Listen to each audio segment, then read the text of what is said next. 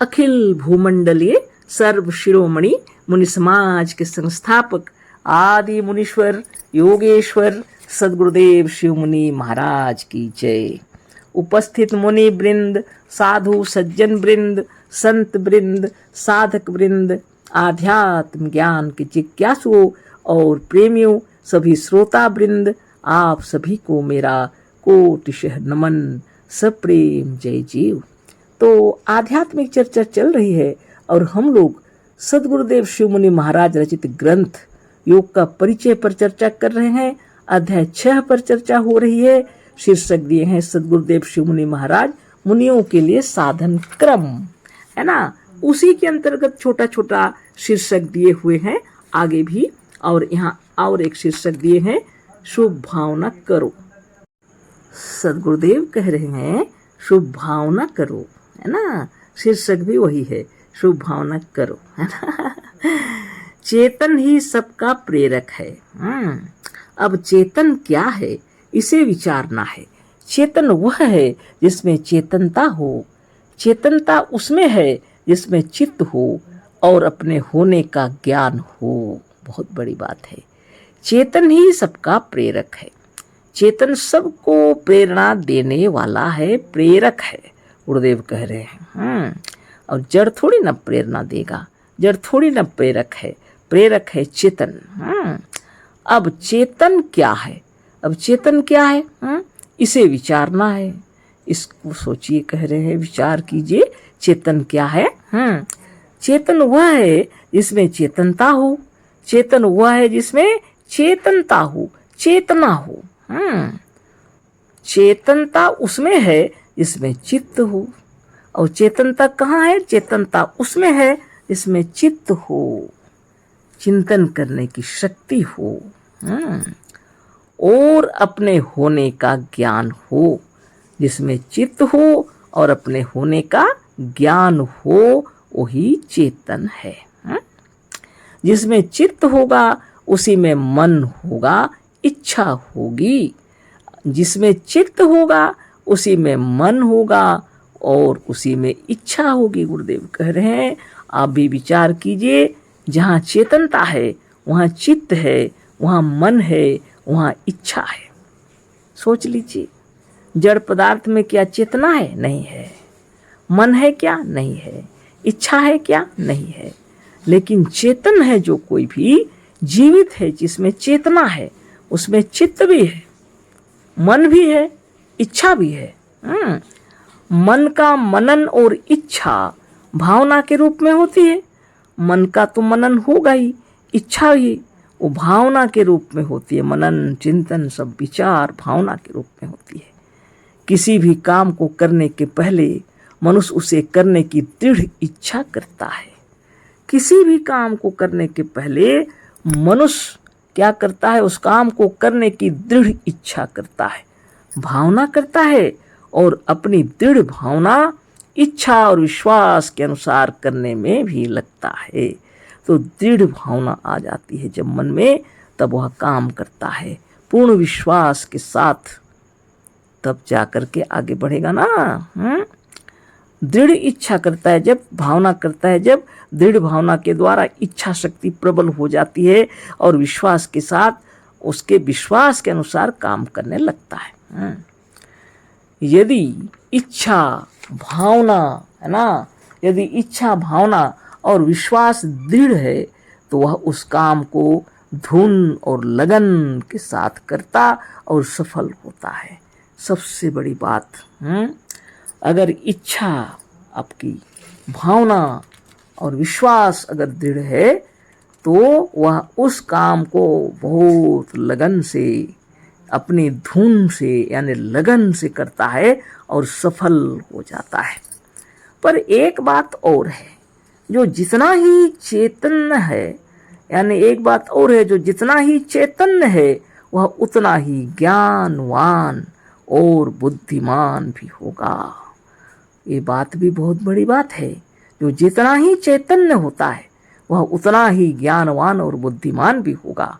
बिना ज्ञान और बुद्धि लगाए बैल की तरह काम करने वाला अपने लक्ष्य को प्राप्त करने में उतना सफल नहीं होता जितना एक ज्ञानवान और बुद्धिमान सफल होता है। बैल थोड़ा बद्ध है, उतना मुक्त नहीं है, लेकिन मनुष्य चैतन्य है, मुक्त भी है, वो ज्ञानवान और बुद्धिमान भी है। अगर वह अपनी बुद्धि लगा के काम करेगा तो निश्चित रूप से लक्ष्य को प्राप्त करेगा, सफल हो जाएगा। लेकिन यदि बैल की तरह बिना सोचे समझे आप जो कहने के लिए कहा गया, मालिक जो कर रहे हैं, करा रहे हैं, वो कर रहा है, ऐसे नहीं चलेगा, है ना। सदगुरुदेव जो कह रहे हैं बहुत बड़ी बात है। जो जितना ही चैतन्य है वह उतना ही ज्ञानवान और बुद्धिमान भी होगा। बिना ज्ञान और बुद्धि लगाए बैल की तरह काम करने वाला अपने लक्ष्य को प्राप्त करने में उतना सफल नहीं होता जितना एक ज्ञानवान और बुद्धिमान सफल होता है। दिन रात कठिन परिश्रम भी करेगा, लेकिन अगर बुद्धि नहीं लगाता है और ज़्यादा ज्ञानवान नहीं है तो वह लक्ष्य तक नहीं जाएगा, वहीं घूमते रह जाएगा। और वो लक्ष्य भी वो समझ नहीं पाता है आगे क्या करना है ना। जो बुद्धिमान होते हैं वह एक लक्ष्य लगा के रखते हैं, उन्हें कहाँ जाना है ना। आत्मा के भीतर जैसी भावना आती है ठीक वैसे ही सब बातें और कार्य शरीर के भीतर होने लगते हैं। सबसे बड़ी बात है, आपके आत्मा के भीतर जैसी भावना आती है, जैसे विचार उत्पन्न होते हैं, ठीक वैसी ही सब बातें और कार्य शरीर के भीतर होने लगते हैं। आप जैसी भावना करते हैं शरीर के भीतर वैसे ही कार्य आरंभ हो जाते हैं। बहुत बड़ी बात है। आप जो विचार करते हैं, जो भावना करते हैं, वह कार्य आरंभ हो जाता है शरीर के भीतर, और शरीर के भीतर वैसे ही कार्य होता है, ठीक वैसे ही जैसे आपकी भावना है। आपकी आत्मा के भीतर में जैसी विचारधारा है, जैसी भावना है, शरीर के भीतर कार्य होने लगते हैं ठीक वैसे ही। मनुष्यात्मा अपने जीवन, भाग्य और परिस्थितियों को वैसा ही बना और बिगाड़ सकती है। मनुष्यात्मा जो है ना, अपने जीवन को यानी अपने भाग्य को या अपने परिस्थितियों को वैसा ही बना और बिगाड़ सकती है जैसी उसकी भावना, विश्वास और इच्छा है। जो लोग सोचते हैं ना भगवान हमें तकदीर दिए हैं, किस्मत में जो होगा, भगवान जो कहेंगे, उनकी इच्छा, भाग्य, नसीब, तकदीर, परिस्थिति उन्हीं की इच्छाओं पर चलती है, तो आप तो फिर आगे नहीं बढ़ सकते, है ना। लेकिन सदगुरुदेव शिवमुनि महाराज का कहना है, मनुष्य आत्मा अपने जीवन, भाग्य और परिस्थितियों को वैसा ही बना और बिगाड़ सकती है जैसी उसकी भावना, विश्वास और इच्छा है। बना भी सकती है, बिगाड़ भी सकती है आत्मशक्ति। आप जैसा चाहते हैं आप अपनी परिस्थितियों को, भाग्य को, जीवन को, तकदीर को, सबको बना सकते हैं, बिगाड़ भी सकते हैं। आपकी इच्छा, जिसकी यह भावना है, जिसका यह विश्वास है कि हम इस कार्य को नहीं कर सकते, या जो अपने को उस कार्य के अयोग्य समझता है तथा जो अपने को स्वयं नीच समझता है, वह कभी ना ऊंचा काम कर सकता है और ना ऊंचे और बड़े कार्यों को पूर्ण करके सफल हो सकता है। भावना ही नहीं है तो कैसे बढ़ेगा।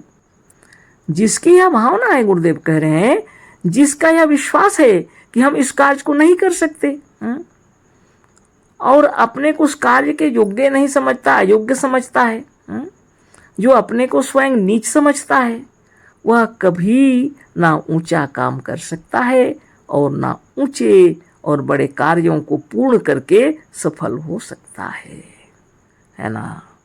ऊंची विचार हैं अगर आपके तो, और अगर आपको अपने ऊपर विश्वास है तो आप कार्य क्षेत्र में उतर जाइए, सफलता आपकी चरण चूमेगी, है ना। जो अपने को संसार के किसी कार्य के अयोग्य समझता है वही अज्ञानी है। अब बताइए अज्ञानी कौन है?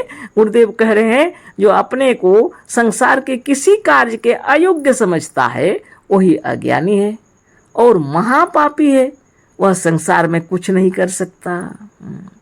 महापापी कौन है? जो अपने को अयोग्य समझता है। अज्ञानी कौन है? जो अपने को अयोग्य समझता है। धन्य धन्य सदगुरुदेव। और एक बार पढ़ दे रही हूँ, सुन लीजिए। जो अपने को संसार के किसी कार्य के अयोग्य समझता है वही अज्ञानी है और महापापी है, वह संसार में कुछ नहीं कर सकता। यही सच्चा ज्ञान मुनि समाज की देन है जो वह संसार को दे रही है। यही सच्चा ज्ञान मुनि समाज की देन है जो संसार को दे रही है मुनि समाज। प्रत्येक प्राणियों के अंदर सर्वश्रेष्ठ मनुष्य आत्मा को गुरुदेव बतलाए हैं। इसको ज्ञान दे करके, सच्चा ज्ञान दे करके, उसको अगर ज्ञान दिया जाए, साधन ध्यान और तपस्या करने के लिए इच्छा जागृत की जाए, और वो अगर साधन ध्यान तपस्या करेंगे तो तपोबल से स्वरूपस्थ होकर, समाधिस्थ होकर जीवन मरण के रहस्यों को जान जाएंगे और जीवन मुक्त हो जाएंगे। और बाकी जितने जीव हैं उसके अंदर ऐसी कोई बात नहीं है ना। और मनुष्य होते हुए भी जो अपने को क्या समझता है, यह कार्य हमसे नहीं होगा, हम अयोग्य हैं, तो गुरुदेव कहते वह अज्ञानी है और महापापी है और संसार में कुछ नहीं कर सकता। तो ऐसे ही व्यक्तियों को मुनि समाज सच्चा ज्ञान देकर आगे बढ़ा रही है ताकि वह खुद को अच्छा समझे, योग्य समझे और ज्ञानवान हो और महान हो, पुण्यात्मा बन जाए, है ना। इसीलिए मुनि समाज की स्थापना की है सदगुरुदेव शिव मुनि महाराज। बहुत बड़ी बात है ना। आप सोचते होंगे रोज एक ही बात हम सुना रहे हैं, पर एक ही बात सुनाना पड़ता है जब तक उसमें आप स्थिर नहीं हो जाते, है ना। तो बातें तो रह गई, थोड़ी सी बात रह गई, उसको कल फिर पढ़ेंगे, है ना। एक पैराग्राफ पूरा नहीं हो सका, थोड़ा रह गया, और कल इस पर विचार करेंगे। अशेष धन्यवाद, कोटिशः नमन, सप्रेम जय जीव। सदगुरुदेव शिव मुनि महाराज की जय।